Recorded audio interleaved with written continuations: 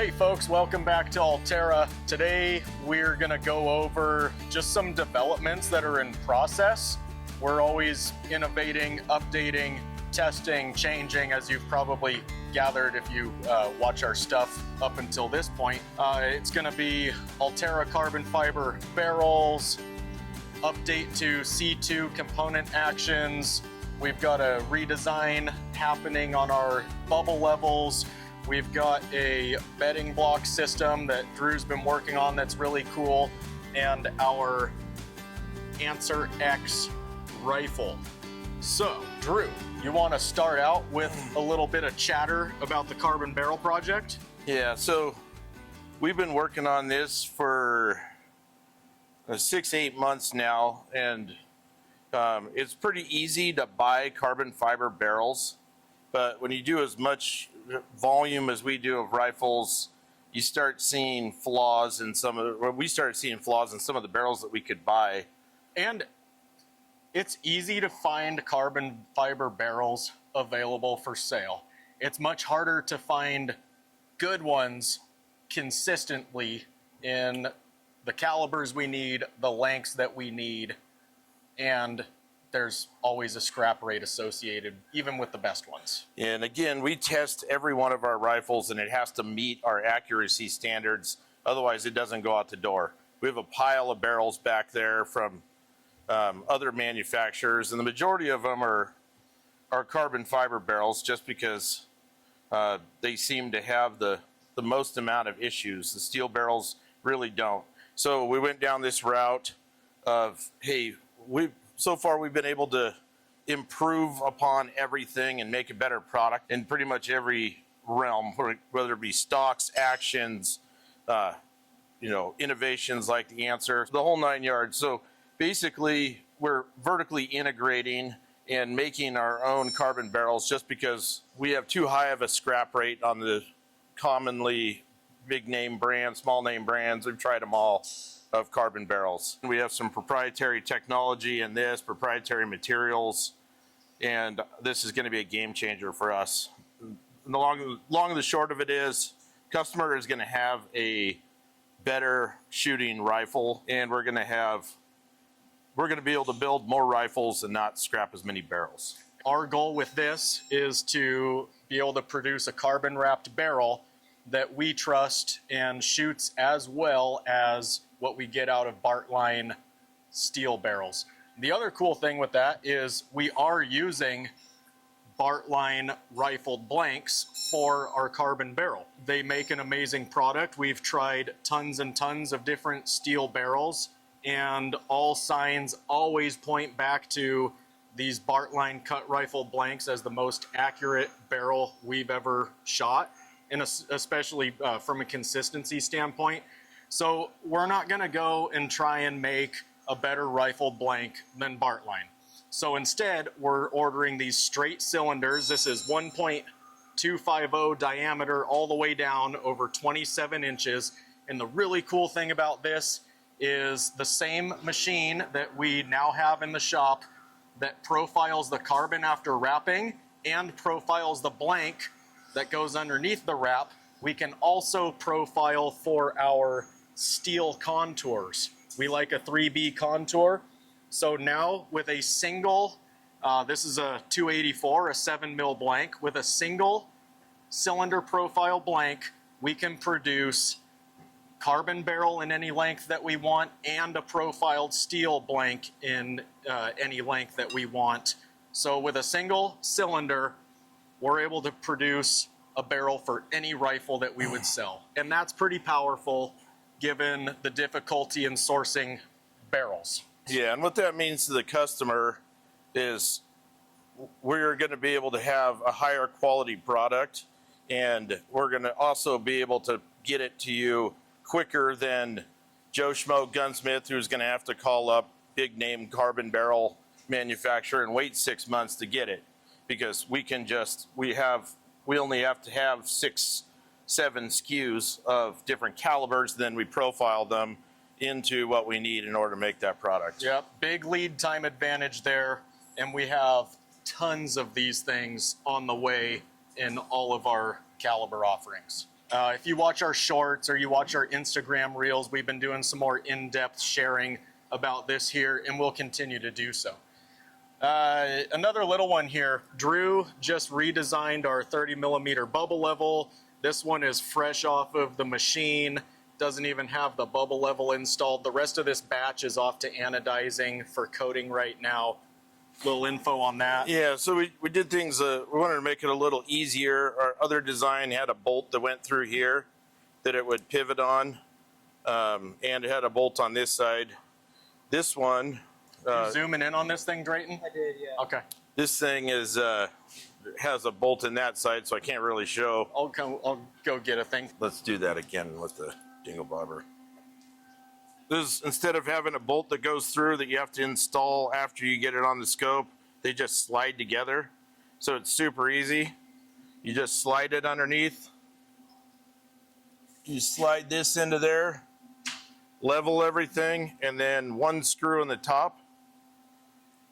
In other words, a lot easier install. We upped the size of the bubble level itself. So our previous one, sorry to muzzle wave you there, Drew, but our previous bubble was on the small side, very precise, but we just did a shooting school with some of our customers and they had our previous edition on their rifles, and some of the older guys were having a hard time seeing it. So we are going a little bigger on the bubble, still very precise, and it's just a, like Drew explained, cleaner, nicer design. Nothing really wrong with the first one, but again, if we see an opportunity to make something better, we have the capabilities to do it, so why wouldn't we? On to the next thing here. This is our C2 component action. We have now updated all of our C2s with the Lightning program. So we made the recoil lugs a little bit thinner, opened up some pocketing between the trigger pins, did a pocket here, ejection port, we're over the top a little bit more. We did this on our convergence actions a while back that we do all our rifles on. Now it's implemented in all the C2s, and we are also now offering DLC coated. So this thing here with a nice DLC coating is black instead of raw stainless like we were selling them before. You can still get them in raw, but the black is just a really nice, clean, more refined and finished action. So for another 150 bucks, it's an option. Order your C2 and DLC. So the DLC, just to expand on that a little bit, is diamond-like carbon. It's often a coating that the machine tools that we use to cut the receivers are coated with. So it's a really hard coating, rust resistant, high lubricity. The actions are stainless as it is, so you're just compounding an already stainless receiver with an even more corrosion and rust resistant coating on top of that. Yeah, so DLC on the bolt always, and DLC on the stainless receiver for the C2s. So yeah, we feel like maybe we were missing interest or missing sales by only offering raw, because then someone has to buy their action and either live with it in the uncoated state, or whoever puts their rifle together for them with the action, they would then have to maybe pay for a Cerakote job or something else. So just another nice feature. Yeah, C2 actions. On to the next thing here. This is a cool one, and this is pretty early in the design phase. Drew has come up with a bedding block concept to be installed into our stocks, and there's a really neat, innovative feature in there. Drew, take it away. Yeah, so I'm actually going to start with the traditional bedding block stock. This is the only one that we could find in the shop here. All the chassis have this, actually, or stocks that have bedding blocks. But basically, the way they work is you have a V block or somewhat similar to a V block cut inside here that the action sits on. And then there's a port cut out here that the recoil lug sits up against. And the entire, the concept is the action screws go through the bottom and they clamp the receiver tightly against this V block. And these require the torque of the action screws to keep the barreled action from moving back and forth on recoil. Every action has a little bit different thickness of the recoil lug. So for these chassis companies to make it a one size fits all or almost all, they have to have a way bigger gap where that recoil lug sits so that a variety of different action designs can fit in there. And Drew's about to explain the problem with that. So what happens is they're requiring the torque of the action screw. So the bolt goes through here, it pinches the action to the chassis or stock, and that's the only thing that's keeping this barreled action from moving up and down. And what happens is, if on recoil that action moves a little bit, again, the only thing holding is the torque of those screws. You could have different harmonics, basically a different pulse on the barrel, or the barrel could be pointing in a slightly different direction. That shows up in your group size, your accuracy. So this is kind of a known issue with chassis. So we came up with this design. And typically the lighter weight the chassis, the more skeletonized, the worse that problem is. Yeah. And that's going to come into play when we touch on the answer. So currently we bed our stocks, full length bed them, and that alleviates that whole problem. But for guys that, well, just wanted to see, okay, could we build something that had all of the characteristics of a chassis, you know, rigid metal to metal contact, but also we're able to hold the barreled action in the same spot to improve accuracy or not degrade accuracy. So we came up with this. So we basically have a V-block here, but it has this clamp system here. There's also a V-block in the back. Those V-blocks, part of them is a pillar. It's all one piece. So the pillar is part of this V-block, and this pillar is part of this V-block. So all one piece going all the way through the stock. So you're on the same piece of metal underneath supporting your receiver as the piece that's in full contact with your bottom metal underneath.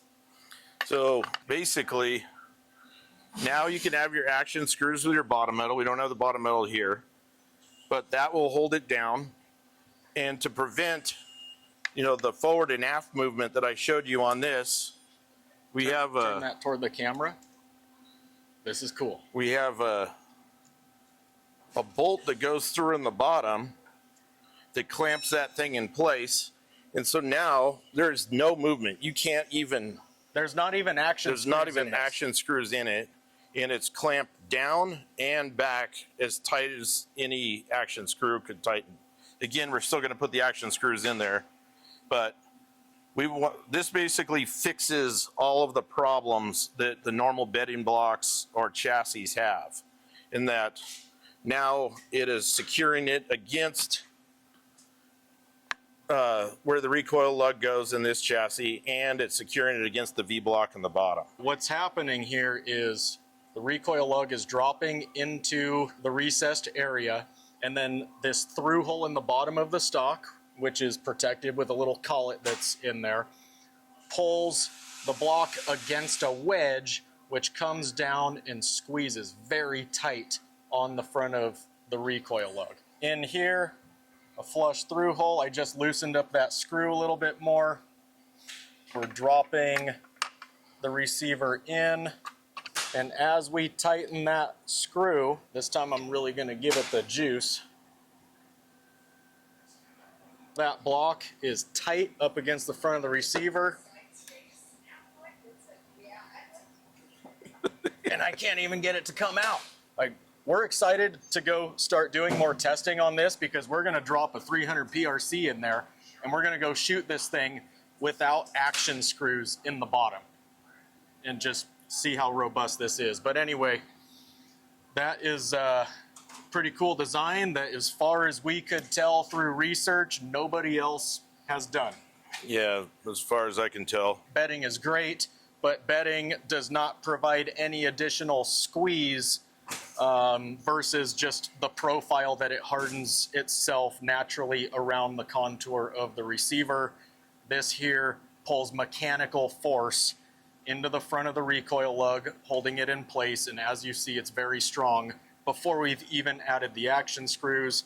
And then again, since those pieces come all the way through and make contact with the bottom metal, we're not relying on pillars and bedding compound and multiple different components to achieve the right rigidity. It's all in one unit there. We're gonna tease this ANSR rifle again really quick here.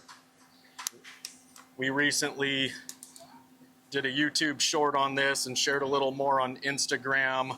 We're still dialing in a couple of key accessories that are gonna go with this rifle, honing in our final price. There's a lot of work that goes into making this thing. So we've got the butt end mounted on the side right here. This is an AllTerra's rifle that we've cut off in a jig that we made. We made a mold for this carbon fiber tenon joint that then gets bonded in. It has to go back in the mold. We've got a push button ball bearing release there to easily take it off. A magnet system that pulls your initial alignment, so every time you take it on and off, you know that you're going in the right spot. And then we're sliding in. It's nice and rigid. In fact, that tenon rigidity right there can be fine-tuned just by adding a little bit of epoxy and then buffing it down to your desired fit. And just like that, you're good to carry, hunt with, travel. It's not going to come out of there until you pull it out. But you get behind this thing and shoot, and you totally forget that the rifle's technically two different pieces. We're calling this the ANSR because this is our answer to lightweight folding chassis. We have done numerous rifles for customers using what's probably the most popular lightweight carbon fiber folding chassis, which weighs pretty much the exact same thing as our stock that you're looking at here. And the problem with those, again, just like Drew explained with the shortcomings of a one-size-fits-all bedding block in a chassis, look how sloppy that thing is. We were making rifles for guys using this particular chassis, and they just weren't shooting as well as what we're used to on our full AllTerra stock rifles. So we'd build a rifle, take it to the range.